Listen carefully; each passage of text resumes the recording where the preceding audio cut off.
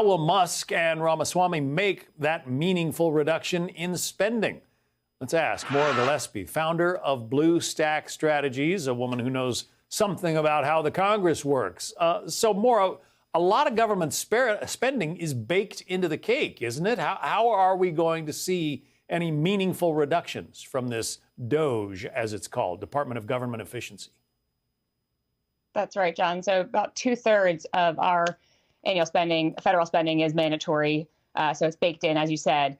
But there are areas that we can be doing better. And I think that when you look at some of that mandatory spending in regards to healthcare, we are ranked pretty low when it comes to our overall healthcare as the United States. But yet, 20% of the population is driving 90% of our healthcare costs. About a third of all healthcare is medically unnecessary. So there's definitely areas where we can improve and do better. And I think by infusing and upgrading some of our systems, that's a way of, again, this DOGE entity could provide those recommendations to Congress. And again, the position of Congress is the power of the purse. And so those decisions are ultimately going to be made through law and through congressional action. But so many of those programs, might be the pet project of a particular congressman or woman. I mean, some bit of pork barrel spending that they got money for their home district. How do you get rid of those things?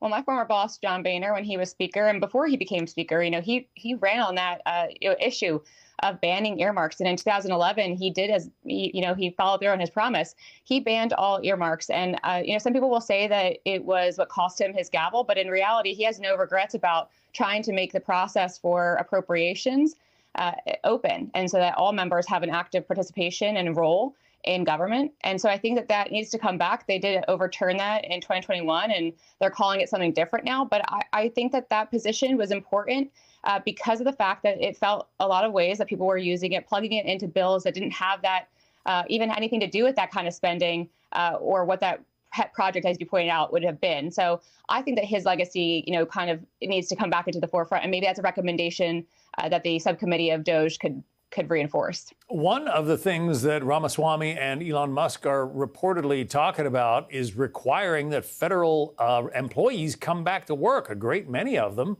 are still working from home after the pandemic.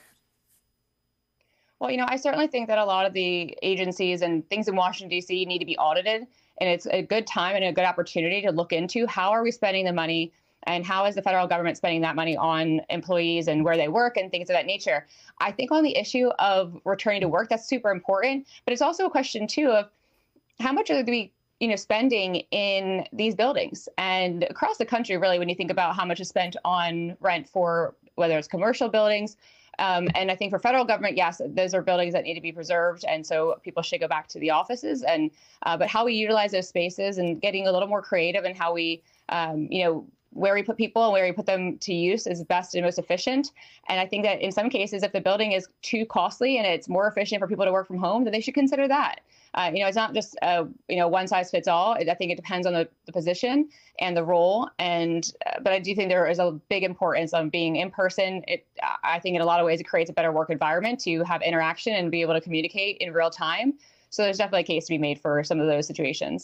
Maura Gillespie, who, as she mentioned, worked for former Speaker of the House, John Boehner. Maura, thank you. Thanks for having me.